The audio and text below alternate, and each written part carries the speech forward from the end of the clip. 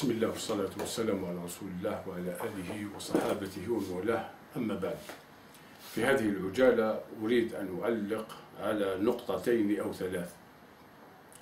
أقول صاحب المهام القذرة رئيس الحكومة الجزائرية الذي هو عبارة عن حذاء من أحذية السلطة الفعلية التي تستعملهم في المهام القذرة، سكت دهرا ونطق كفرا حينما قال لماذا هذه الضجة التي تثار فيما يخص استقبال عائلة القذافي المجرمة. لماذا لم تكن ضجة فيما يخص استقبال عائلة صدام حسين وكذلك شين الهاربين؟ وطبعا لا شك أن صدام حسين، الدولة التي استقبلت عائلة صدام حسين لها شرف، لأن صدام حسين دخل في حرب مع كفار أصليين، ثم حصل له ما حصل، فالدولة التي تستقبل هذه العائلة لها شرف، بخلاف ما قام به النظام المجرم عندنا في الجزائر الذي استقبل هذه العائلة المجرمة التي سفكت دماء الشعب الليبي المسلم. وللأسف أن هذا النظام يستقبل هذه العائلة باسم الشعب الجزائري، وكلنا يعلم أن الشعب الجزائري بريء من هذه التهمة. وطبعا النظام الجزائري سبق وقد أشرت وتكلمت وقلت أنه كان يقف مع النظام مدمر القذافي، والحمد لله أن هذا النظام الآن أصبح في خراب بركان. طيب،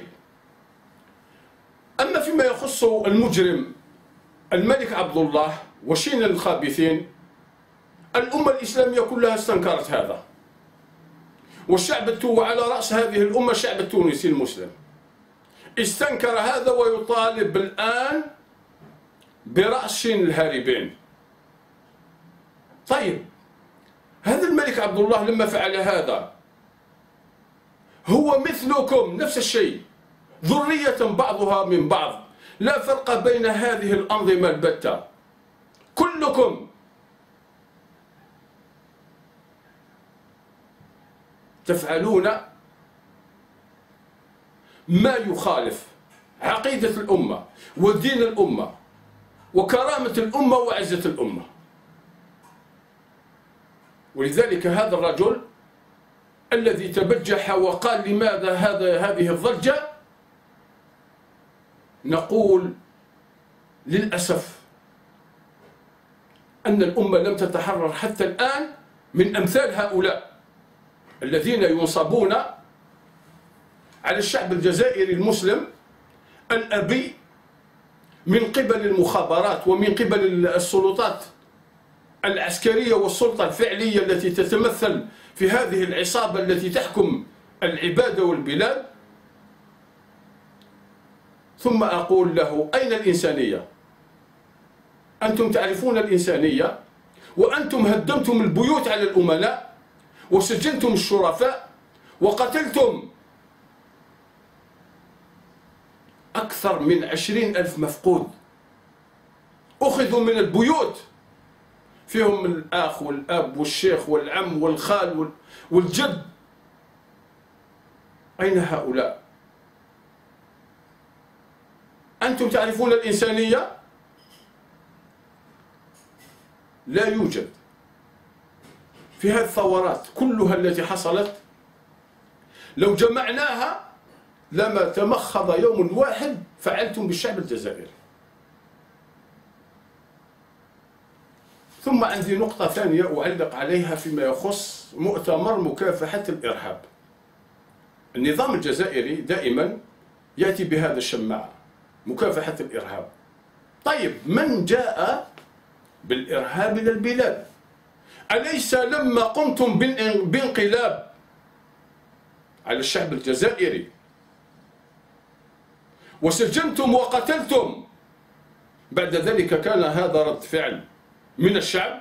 الشعب فيه 35 مليون، هناك من يصبر وهناك من يبقى معارض، وهناك من يخاف، هناك من يرجع الوراء، هناك من يتقدم، وهناك من يحمل السلاح. سياسة من الذي جعلت هؤلاء يحملون السلاح؟ لولا الانقلاب الذي قمتم به لما كان حمل السلاح في البلاد.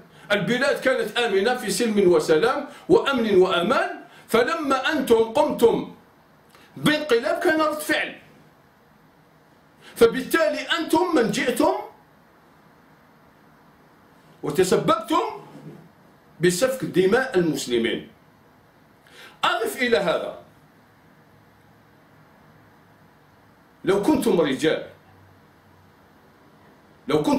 بغض النظر عن الكفر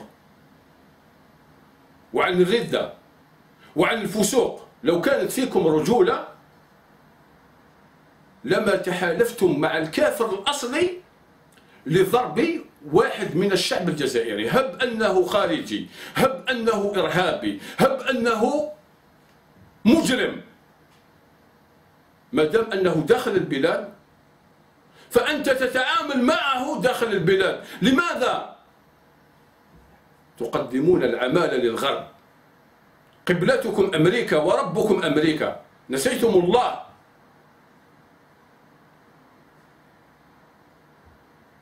وهذه ردة مستقلة. تظنون أنكم يعني حينما تفعلون هذا ترضى عنكم أمريكا؟ أمريكا لو أن هناك شخص تدافع عنه وتقف معه ولا تريد أن يتغير، لا تجد واحد أفضل من حسني مفاسق اللا مبارك. مع ذلك لما ثار الشعب المصري تخلت عنه. مستحيل أن أمريكا تجد واحد مثل لا مبارك وتخلت عنه، لأن أمريكا ليس لها ماذا صديق دائم أو عدو دائم. لكن أنتم اتخذتم استراتيجية في محاربة شعبكم، في محاربة بني جلدتكم، وأنتم من تسببتم في هذا. وأنتم لا تريدون إلا البقاء في الحكم، وتحكمون البلاد والعباد، وتريدون ثروة البلاد. الأمة تأكل من الزبالة. إذن هذا المؤتمر الذي تظن الجزائر أنها تبيض وجهها، أو هذا النظام المجرم يبيض وجهه المسود حينما يفعل هذا لكي ترضى عنه أمريكا ويرضى عنه الغرب، فنقول نترك هذا للأيام. نقطة أخرى أبينها كذلك تتعلق بالشيخ علي بالحاج. الشيخ علي بالحاج دائما يعتقل، سجن ظلما ويعتقل، وكان آخر اتهموه أنه يريد ماذا؟ كان يهدد وحدة التراب الجزائري، واستدعي إلى المحكمة بسبب ذلك. وكلنا يعلم أن هذا اتهام ملفق ضد الشرفاء، ضد الأبرياء، ضد أبناء الشهداء. في الوقت الذي، تأملوا جيدا، في الوقت الذي فرحات مهني عنده حكومة في المنفى، وينادي بحماية منطقة القبائل، وينادي بالحكم الذاتي، وفعلا هو يهدد وحدة التراب الوطني، لا يعتقل، لا يسجن، لا يكلمه أحد. لماذا يا أعداء الله؟ لأن من ورائه فرنسا، من ورائه أمريكا، من ورائه قبلتكم وربكم. ولذلك تنكلون بالشرفاء والأبرياء من هذه الأمة، وتسكتون على المجرم الحقيقي لأنه مثلكم، لأنكم أنتم كذلك تساهمون في تقسيم البلاد، وتساهمون وتهددون بوحدة البلاد.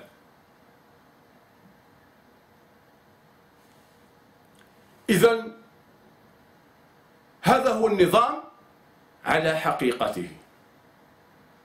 انظروا مع الشخص الذي ليس له أحد إلا الله، كيف يسجن ويعتقل ويهان ويضرب. في الوقت الذي يطالب سرا وجهارا ليلا ونهارا بالانفصال لا يكلمه أحد ولا يعتقل. بقي نقطة أريد أن أتكلم فيها بإذن الله سبحانه وتعالى، وهي تتعلق بماذا فعل الصديق رضي الله عنه وأرضاه في زمانه. الصديق رضي الله عنه كان داعيا إلى الله، هذا هو الحاكم المسلم، كان داعيا إلى الله. بعث إلى أحد الملوك يدعوه إلى الإسلام، ملوك الأعاجم، فرد هذا الملك بالسلب. فبعث إليه الصديق يخاطب عقله ولبه ويقول له: أتتكبر على الله؟ من أنت؟ غرك ملكك؟ أتتكبر على الله؟ أتدري أن الله أجراك مجرى البول مرتين؟ من أنت أيها الملك؟ إن الله عز وجل أجراك مجرى البول مرتين، لو كنت تساوي شيء لما أجراك، لكان ربما لخلقت من ذهب أو من فضة أو لا أدري. لكن بوتفليقة حسب وثائق ويكيليكس يبعث بخمور الجزائر وتمر الجزائر إلى أوباما، إلى الرئيس أوباما. ما شاء الله، هذه دعوة، هذا رئيس مسلم يفعل هذا. هل يوجد في هذا مصلحة للشعب الجزائري؟ هل يوجد في هذا، هل يعقل أن رئيس يزعم أنه مسلم تجاوز السبعينات وهو على وشك أن يفارق الحياة يقوم بمثل هذا الفعل؟ أمريكا عندها آلاف أنواع الخمور والتمور، ولكن للأسف الرئيس أصبح يختار لنا عصابة حاكمة تأتي بالرئيس وتأتي بالوزراء وتأتي بالمنظرين، وهي التي تحرك جميع هؤلاء. لأن هؤلاء لو كانوا أحرارا لما تكلموا بهذا. وانظروا للكلاب الذين كانوا يقفون مع القذافي، الآن أصبحوا يتكلمون فيه وفي إجرامه وفي ماذا كان يفعل، مع أنهم كانوا على علم بذلك. لماذا لم يتكلموا في بداية الأمر؟ وهكذا هؤلاء الوصوليين والانتهازيين دائما لا يفعلون ولا شيء، وحينما يشاهدون الكفة ستنقلب على زعيمهم ينقلبون، وماذا؟ يتقدمون إلى الصف الأول. والله المستعان، والسلام عليكم ورحمة الله وبركاته.